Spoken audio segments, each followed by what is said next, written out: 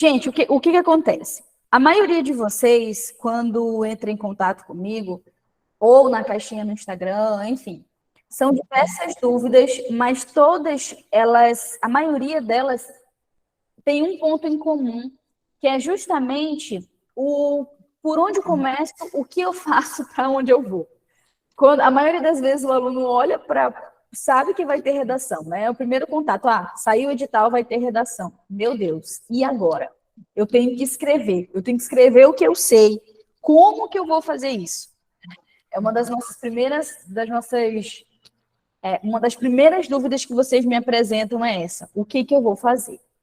Então, hoje, qual é o meu intuito com essa aula de hoje com vocês? É mostrar exatamente o que vocês vão fazer no primeiro momento. Qual é o teu primeiro passo? A gente vai trocar o desespero atual que vocês estão pela ação de resolver o problema, de se dar bem com o tema e com a redação, tá bom? A primeira coisa que eu quero comentar com vocês é o seguinte, gente. Nada nessa vida funciona sem organização, nada. Seja um estudo, seja um negócio, nada funciona sem organização.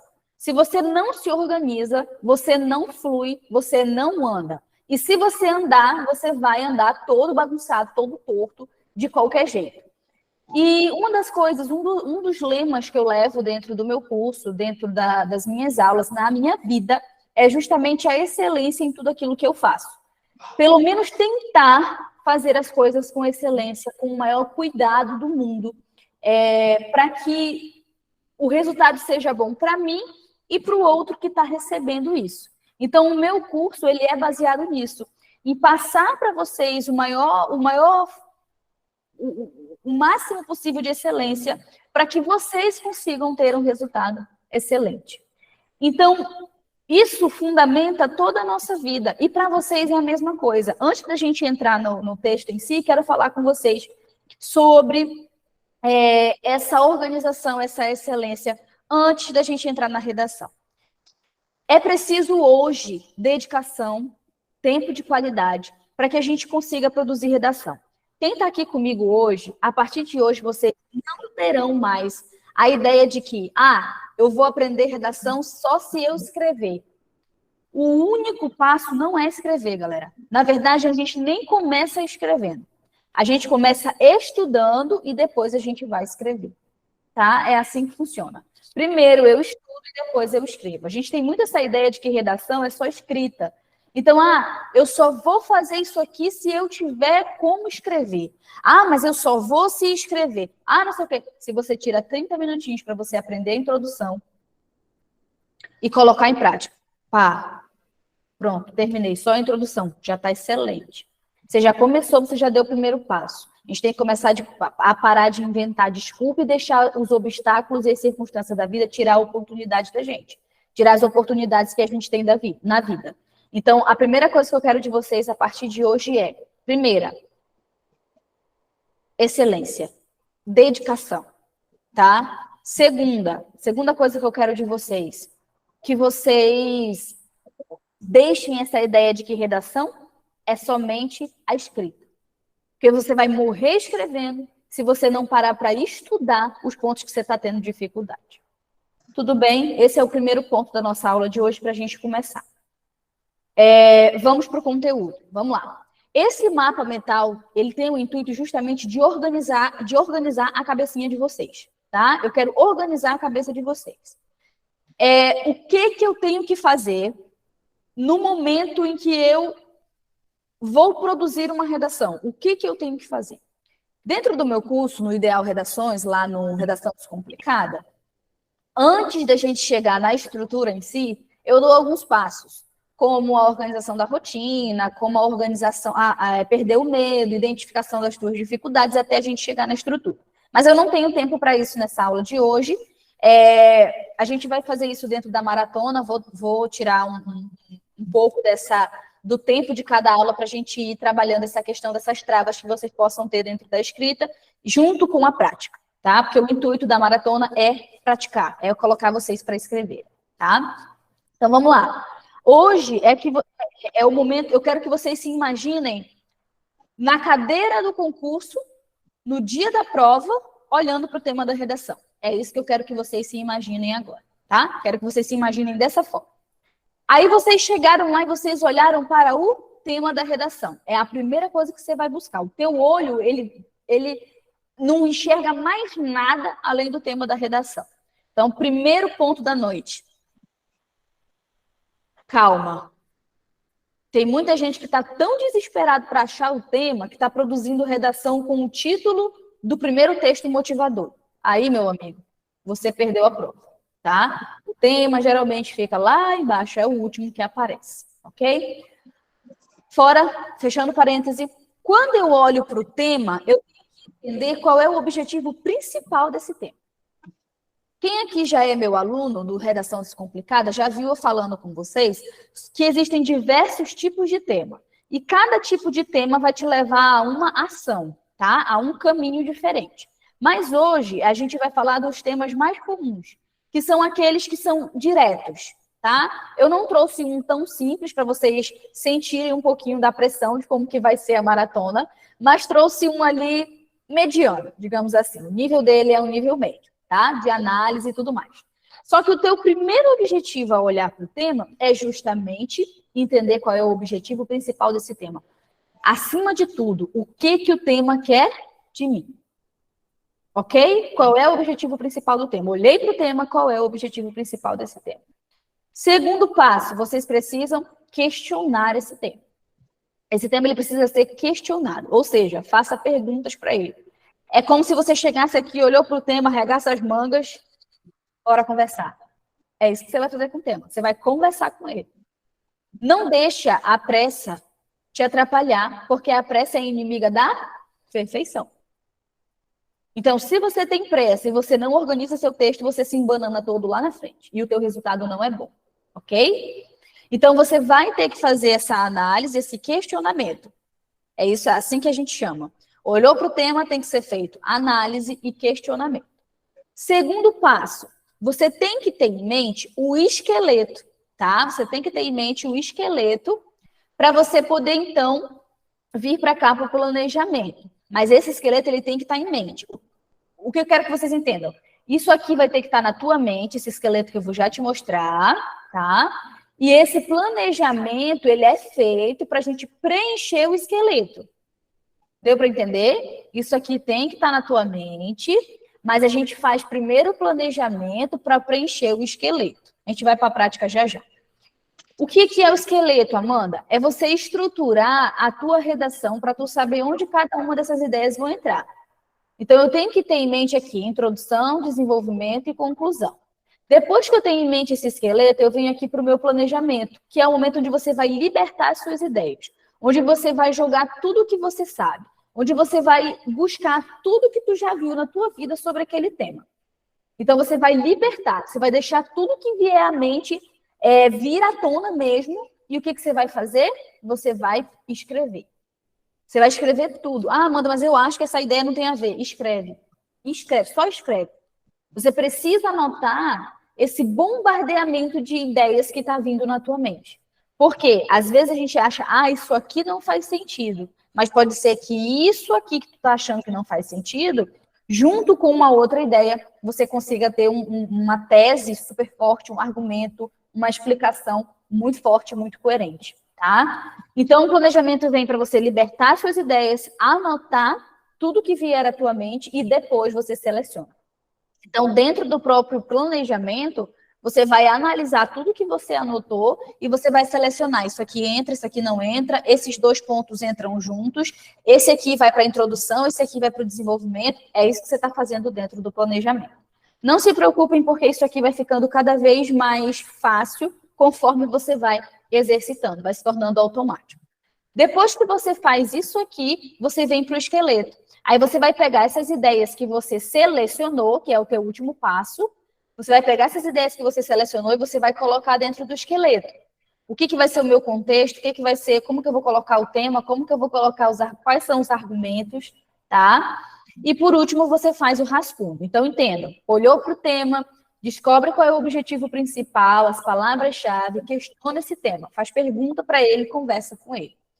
Vem para o planejamento, deixa as tuas ideias fluírem, anota tudo que vier. Depois você seleciona. Amanda, com base em que eu seleciono o meu planejamento? Com base no seu conhecimento. A gente tem que levar em consideração duas coisas quando a gente vai selecionar as ideias. Primeiro, se tem a ver com o tema, se é coerente com o tema. E segundo, se você tem conhecimento sobre aquilo. Ah, Amanda, mas eu acho muito importante, num tema sobre fake news, falar sobre a violência que pode acontecer por causa da fake news. Tá, mas você tem um repertório? Você tem uma boa explicação? Não, então você não vai falar. Pode ser muito, muito importante, mas você não vai falar. E depois que você faz isso aqui, que você seleciona, você preenche o esqueletinho e vem para o rascunho, tá? Vou fazer vocês visualizarem agora cada uma dessas partes. Vamos lá. O tema. Geralmente, a gente faz essas 3 perguntas para o tema. Geralmente, são essas 3 que a gente faz. O que é algo que tem ali naquele tema? O que contribui para esse tema? E como que isso afeta a sociedade ou o indivíduo? Essas são as 3 perguntas principais que a gente faz para o tema. Ah, Amanda, são só essas 3, não muda, não muda sim. Essas aqui são as principais, mas não quer dizer que não tenha outras, ok? Mas quando você olha para um tema, o mau comportamento dos alunos na sala de aula no Brasil. O que é esse mau comportamento? O que significa ser um mau comportamento? É só o aluno que bate, que grita? Não. Eu acho também que é aquele aluno que responde mal para o professor, é aquele aluno que pratica bullying com o outro, é aquele que não para de falar. Por que você está tirando tudo isso da sua mente? Porque você perguntou o que é. Ah, o que contribui? O que contribui para quê? O que contribui para esse mau comportamento? Ah, eu acho que contribui pá. Não vou dar exemplo para vocês agora, porque eu quero deixar vocês pensarem. O que contribui para esse mau planejamento? X, Y e Z. Esses são os 3 fatores que eu acho que contribuem demais para esse mau comportamento do aluno. Tá. E como que esse mau comportamento ele afeta o indivíduo? Como que esse mau comportamento afeta a sociedade? Como que esse mau comportamento afeta o professor? Como que esse mau comportamento afeta a escola? Tu percebe como são perguntas que te instigam a trazer respostas? São perguntas que abrem a tua mente e te fazem trazer várias coisas à tona. Às vezes a gente acha que a gente nem sabe nada sobre aquele tema, mas só o fato de eu estar questionando, começam a vir exemplos, começam a vir situações que eu já vi, ouvi ou vivi, tá? Então, por isso que essas 3 perguntas são as mais essenciais. Depois que você faz isso, que você faz todo esse questionamento, na verdade, ao mesmo tempo, né, que você está questionando, você está fazendo o quê? Anotando. Você precisa anotar tudo. O que é esse mau comportamento? Bater, xingar, gritar, tarará, isso é mau comportamento. O que contribui para esse mau comportamento? A família, tananã.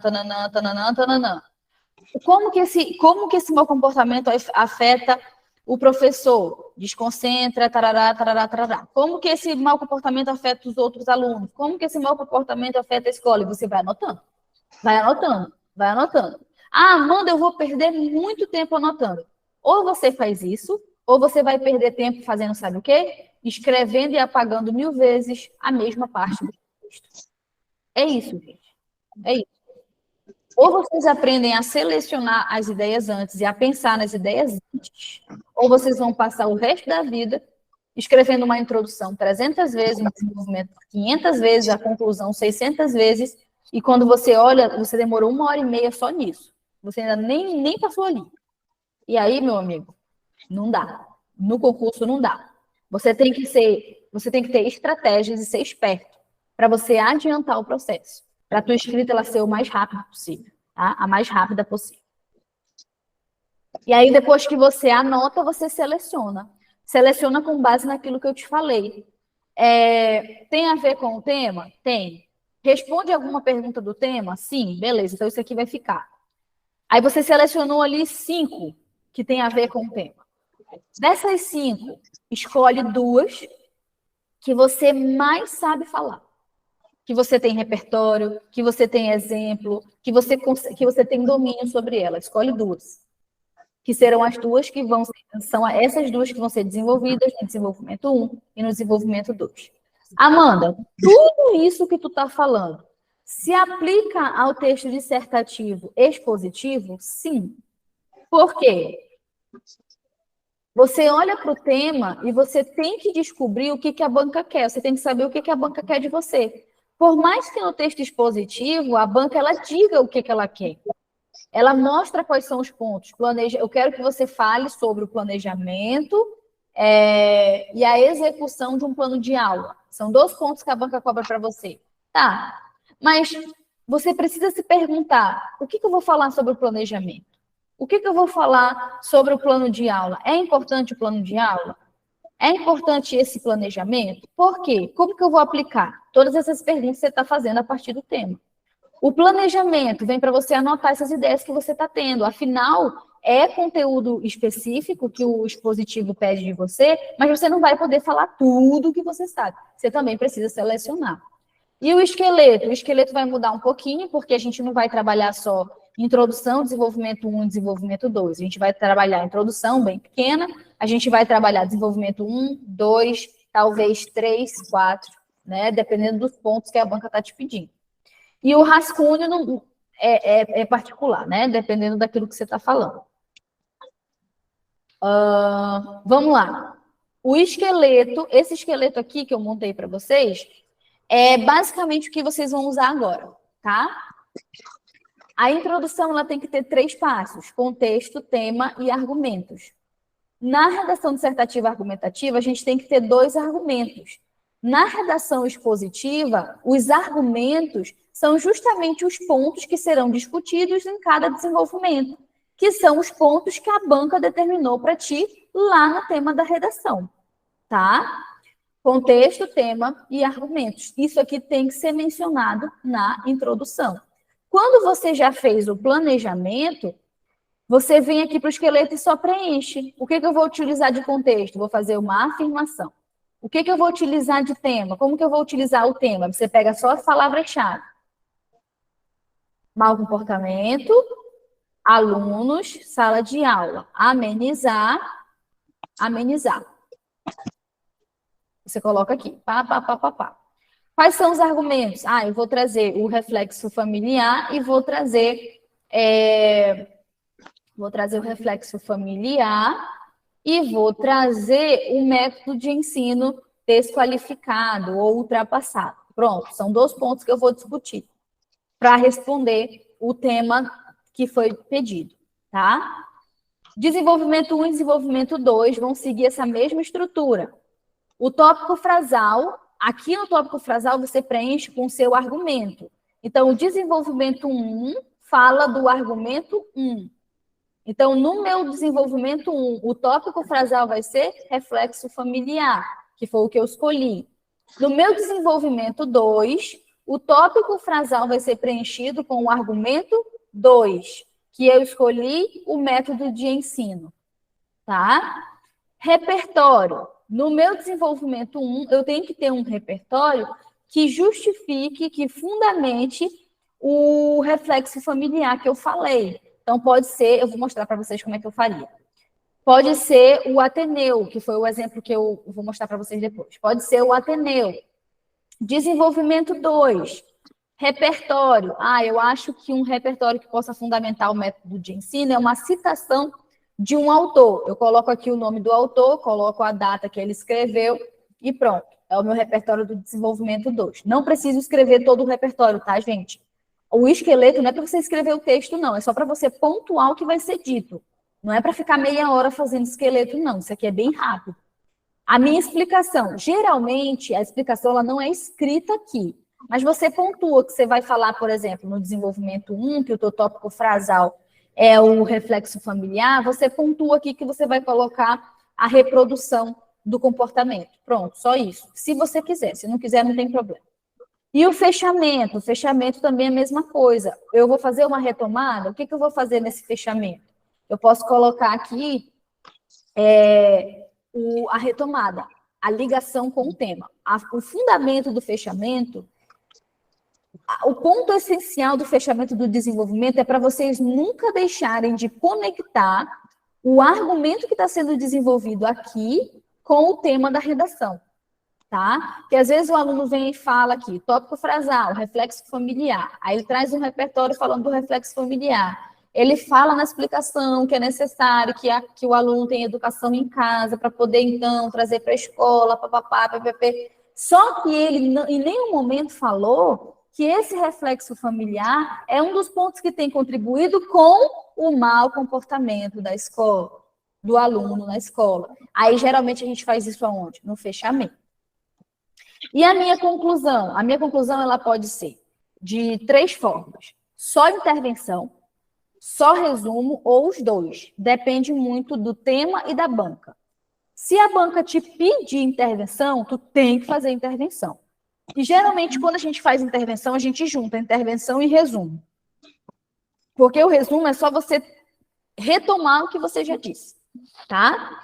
Deixa eu voltar. Alguma pergunta até aqui? No repertório do D1 e do D2, precisa ser diferente? Sim. Às vezes a gente pode, por exemplo, eu posso ter a mesma fonte. Por exemplo, o jornal G1. Eu tenho 2 dados do jornal G1. Eu posso utilizar o jornal G1 no desenvolvimento 1 e no desenvolvimento 2? Pode, mas não pode ser o mesmo dado, a mesma citação, a mesma coisa. Por quê? Porque o repertório ele vem para embasar o teu argumento. Então, não tem como eu trazer um argumento falando de reflexo familiar e o outro de método de ensino e trazer o mesmo repertório. Vai ficar incoerente, tá? Boa noite, professora. Opa, boa noite. Eu tenho uma dúvida. Pode perguntar. O repertório, é possível utilizar somente um repertório, uma citação, um filme, música, somente no desenvolvimento? 1 ou 2? Isso. Assim, o repertório, ele é obrigatório? Amanda, nossa, não tenho repertório, zerei minha redação? Claro que não, não é. Mas ele é fundamental para deixar a tua escrita mais rica. Porque quando eu pego uma redação onde o aluno tem repertórios e a outra onde ele não tem, é nítida a diferença do conhecimento.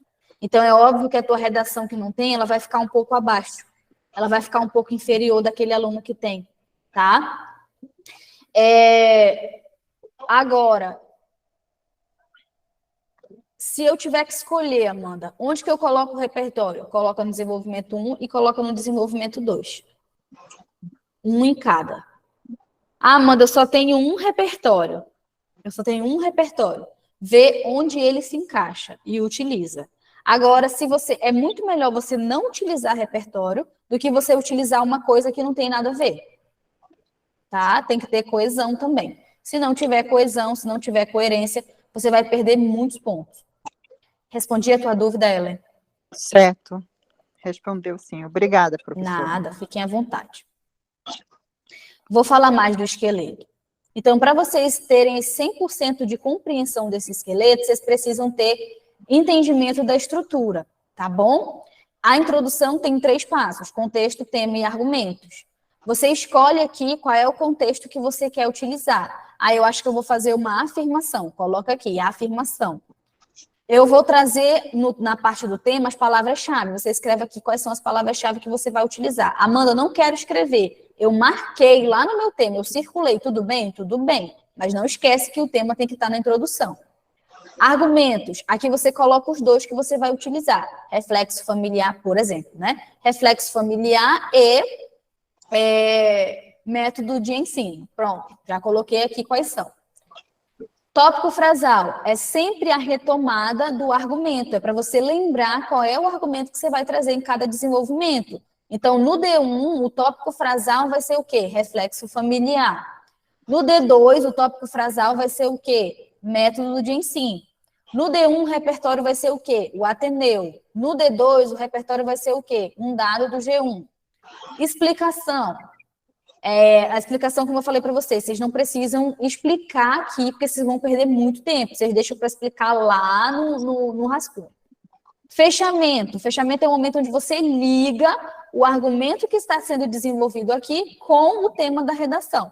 Então, se você em nenhum momento falou que esse reflexo familiar está contribuindo com o mau comportamento do aluno, é aqui no fechamento que você vai falar. Sendo assim, esse reflexo familiar contribui de maneira significante para que o aluno não contribua com a aula tendo um comportamento inadequado.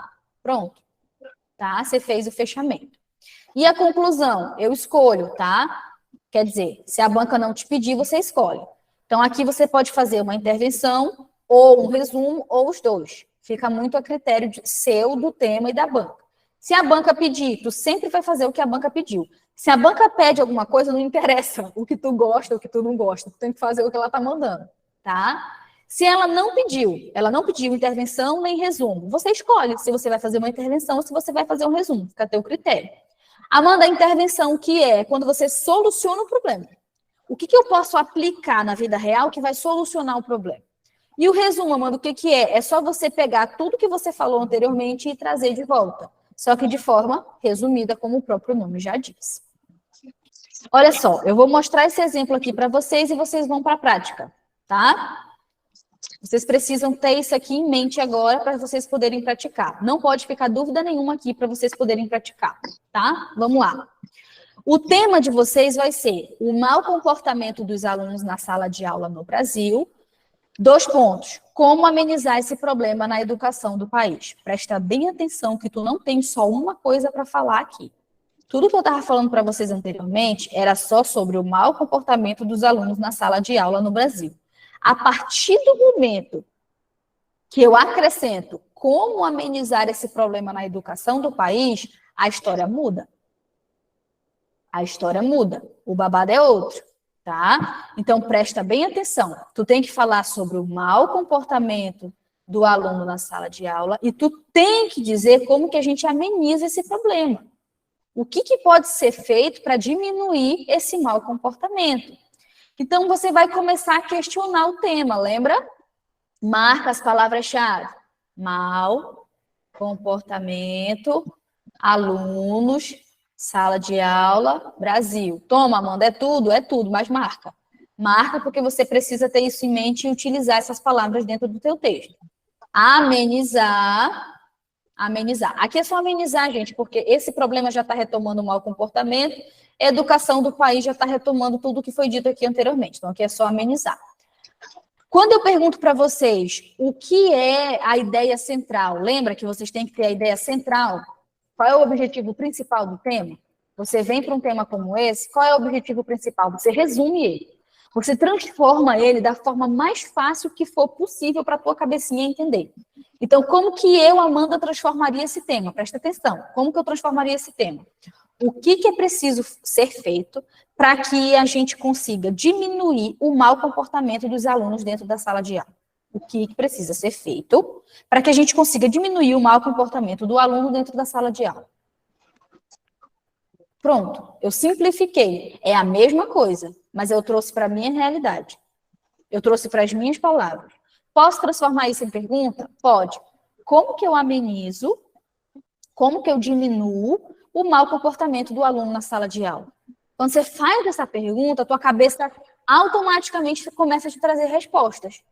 Ela tem que te trazer respostas. Quando você faz pergunta, a tua cabeça é involuntário, gente. Se alguém te pergunta alguma coisa, você tem que ter uma resposta. Por mais que você não saiba, mas a tua cabeça começa a reagir, a responder. Tá? Então, é muito bom que os temas que não estão em perguntas, você questione. Então, uma das perguntas aqui, eu trouxe exemplo para vocês. O que causa esse mau comportamento? Aqui, ó. O que é esse mau comportamento? O que contribui, o que causa esse mau comportamento? Como isso afeta o indivíduo? São essas perguntas que eu faço para esse tema. Então, o que é o mau comportamento? Como que eu amenizo esse mau comportamento?